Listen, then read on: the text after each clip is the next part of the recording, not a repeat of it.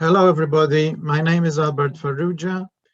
I have had a career in scientific analysis and research in biological therapies for about 40 years, and I'm very happy to be in this convention. And I thank Lavik, sir, who I am honored to advise on these matters, for inviting me. I'm going to very briefly give a summary of some important developments in biological treatments for respiratory disorders.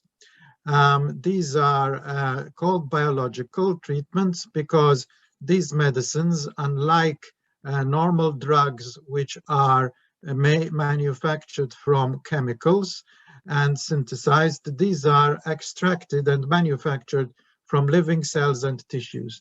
This is our definition of biologicals, and these are recently developed medicines for a wide range of diseases which will have allowed us to become much more able to address severe illnesses such as chronic respiratory disorders and many rare chronic diseases. I'm going to show you a few slides which look like this, and they might look complicated, but these mechanisms are important for us to understand how these medicines work. And I think a knowledge of how a medicine works is extremely relevant to patient welfare.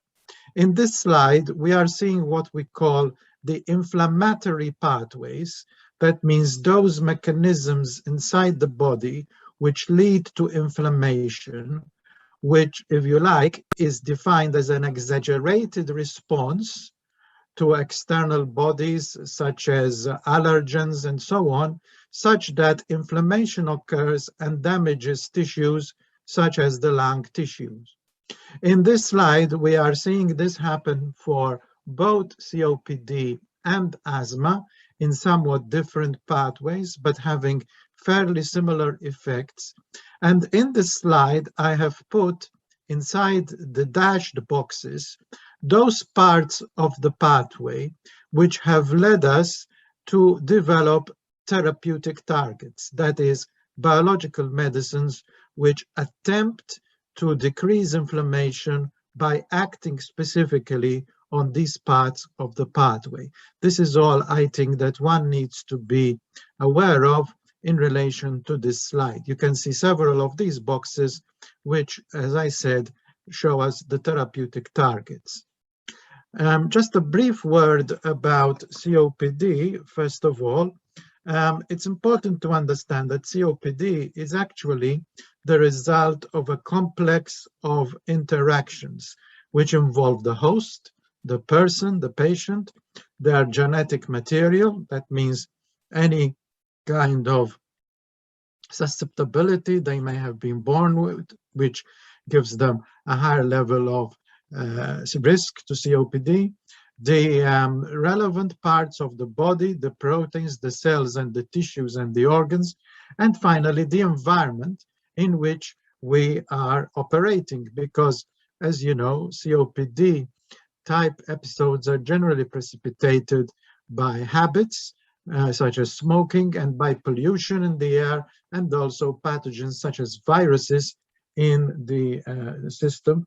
And of course, one of the most recent aspects of respiratory disease coming from a virus is the current pandemic of SARS-CoV-2.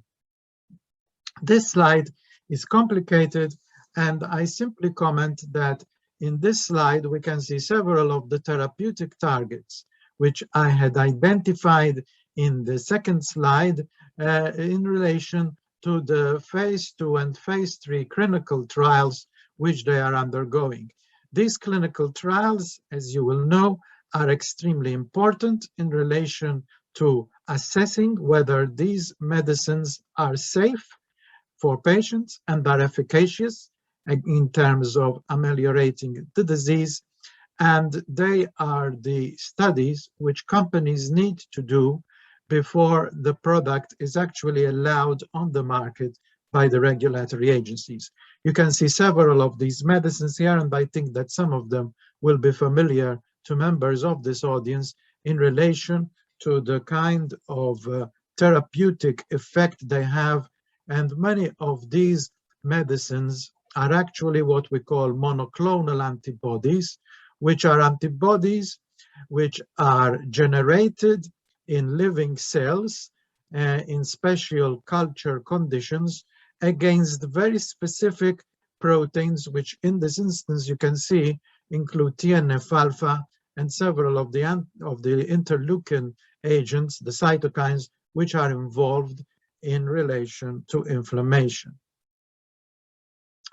If we now very quickly turn on to asthma, these are the 5 approved biologics for asthma, and they are all, in fact, monoclonal antibodies, as I have just tried to define for you. They include a monoclonal antibody, omalizumab, which targets IgE, and when you are at your leisure, you can look again at the role of IgE in the cascade of inflammatory cytokines, which I showed you before. There are 3 monoclonal antibodies, which all target interleukin-5, an important component in the inflammatory process for asthma. And then there is dupilumab, which is another monoclonal antibody targeting interleukin-4 alpha. All of these important medicines are targeting the various components of the inflammatory process in asthma, and it is encouraging to note that several others are currently being developed. Leaving aside now the chronic respiratory disorders, which are a result of genetic and other types of interactions with the environment, I will focus some attention on alpha-1 antitrypsin, a rare chronic disorder of lung and also liver function, which results from an inherited mutation, an inherited change in one of the genes which are involved in synthesizing the important protein alpha-1 antitrypsin. This slide simply shows you the mechanism whereby an abnormal form of the protein is generated in the body, which in the first instance does not have the capacity to neutralize excess amounts of proteolytic alpha-1 antitrypsin enzyme, and therefore it cannot destroy proteolytic insults, we call them, in the body, and this results in severe lung damage. It also accumulates in an abnormal form in the liver and results in liver disease. So this is a very severe illness leading to chronic respiratory problems, but also to liver disease.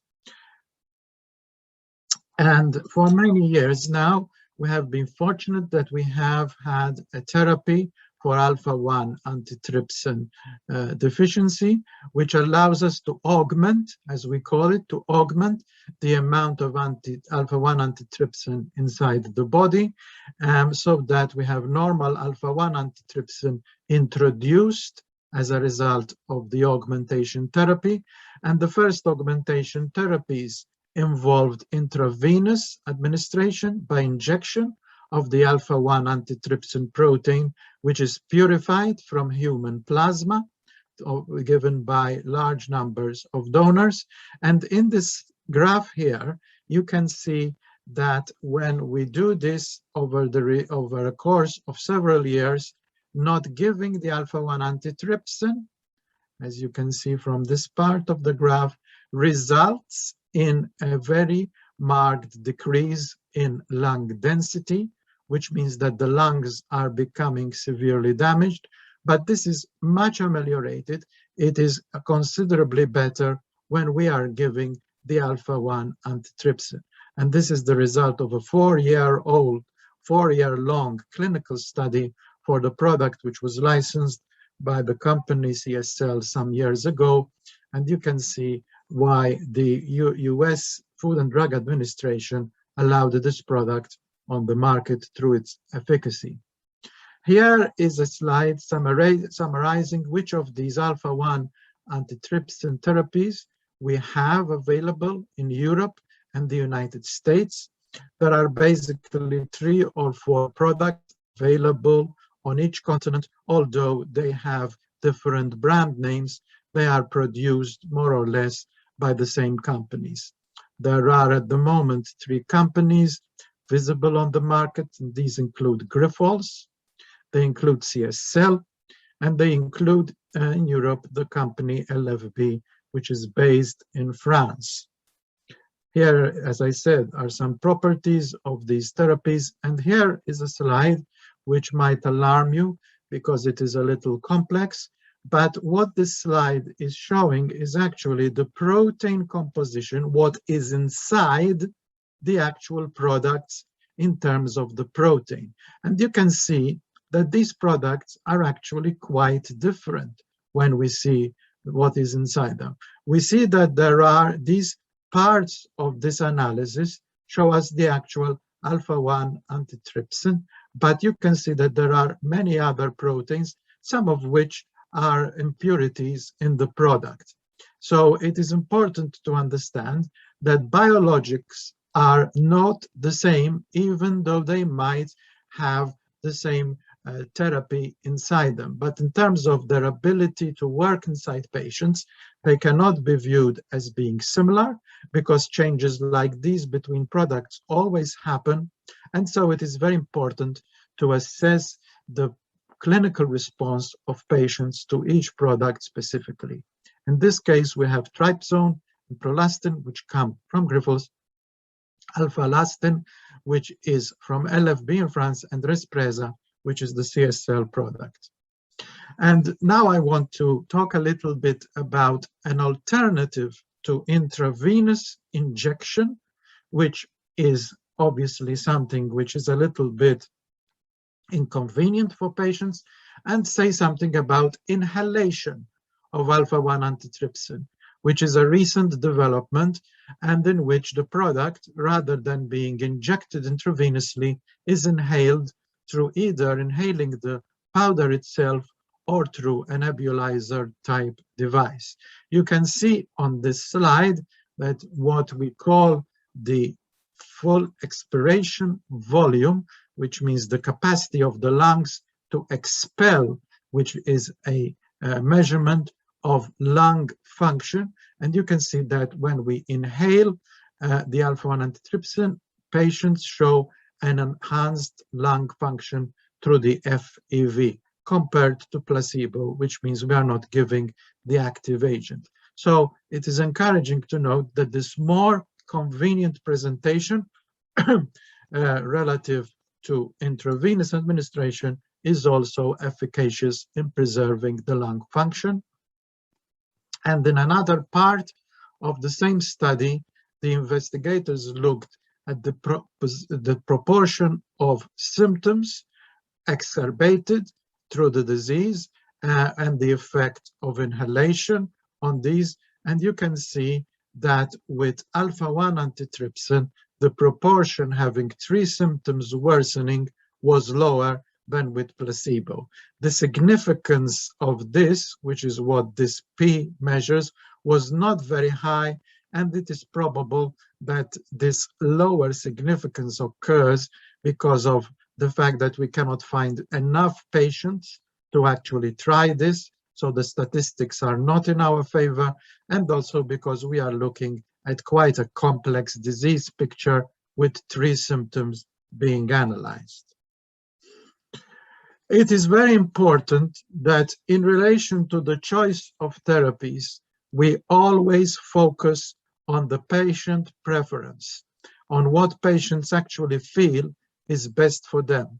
And in this excellent survey of patients, which was put up by the Alpha-1 Foundation research registry, we can see the way in which patients responded in relation to the hypothetical situation of having inhaled alpha-1 antitrypsin concentrate relative to intravenous.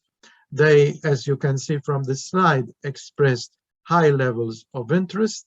Intriguingly, their interest was higher when given the choice between dried powder and nebulizer. and this was currently much more significant in those patients which were already on bronchodilator therapy.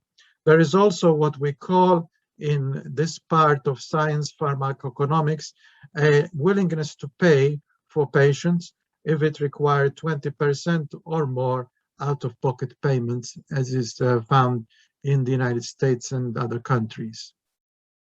Here is a slide which captures some of the comments made by patients in this excellent survey. You can see that patients made comments in relation to the flexibility that they have by being able to just inhale the treatment rather than have to undertake the intravenous injection, their flexibility, their ability to travel. The issue, very importantly, in relation to chronic protein deficiencies of intravenous access, problems related to aversion to needles, and problems related to the lack of venous access, especially in young children.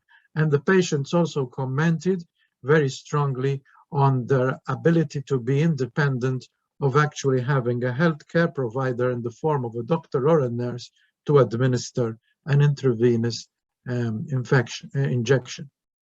I want to finish this very brief survey of innovative treatments by making a mention for gene therapy. In many plasma protein therapies these days, chronic disorders such as hemophilia are being addressed through gene therapy, through the actual alteration of the abnormal gene in the patient's body in such a way as to construct a normal gene which will then synthesize a normal protein, which will lead to a betterment and an amelioration of the patient's condition through having normal protein circulating in their body. This is a complex technology shown here, the so-called CRISPR gene editing or gene repair technology. But the important thing to note is that through a part of the genetic material called the guiding RNA, a gene which is normal for alpha-1 antitrypsin, which is shown here, is spliced into the genome of the patient after the abnormal gene is spliced out in such a way that we now have a normal genome, a normal capacity to develop normal alpha-1 antitrypsin in the patient. This is something which is still on the horizon. It is still a glint in our eyes, so to speak, but the good results shown in other diseases, and I mention again hemophilia, gives us a lot of optimism for the future. And if I can therefore round off my talk by some final conclusions and reflection, I think it's important that in order to be able to develop therapies, we understand the basic mechanisms of the disease. This is what I have attempted to show you in the first slides, because these mechanisms, through their understanding, then allow us to develop biological drugs, such as the ones I have mentioned, and encouragingly, several of these drugs have actually been developed. And we are now in the era of developing not just new drugs, but new and more convenient presentations, such as inhaled alpha-1 antitrypsin concentrate. And in relation to introducing these new and convenient presentations, patient preference is pivotal because the convenience is something which relates to patients. And therefore, patient preference is absolutely vital in guiding drug development. And I round off through the prayer that a final cure for many of these disorders is nearly upon us through the specific protein deficiencies, such as alpha-1 antitrypsin deficiency being genetically introduced in the patients. And with that, I thank you very much for your attention, and I express again my appreciation for this opportunity to give this presentation.